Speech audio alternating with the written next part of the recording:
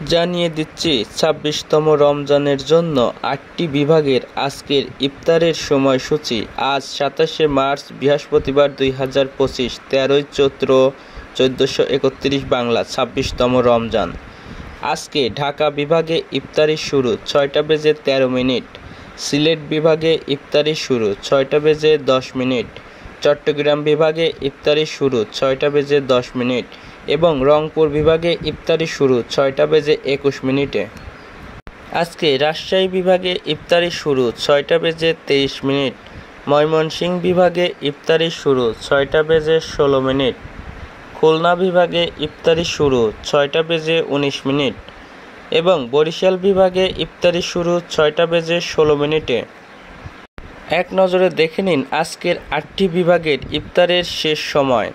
ভিডিওটি ভালো লাগলে অবশ্যই একটি লাইক দিবেন এবং বন্ধুদের মাঝে শেয়ার করে দিবেন। ধন্যবাদ সবাইকে।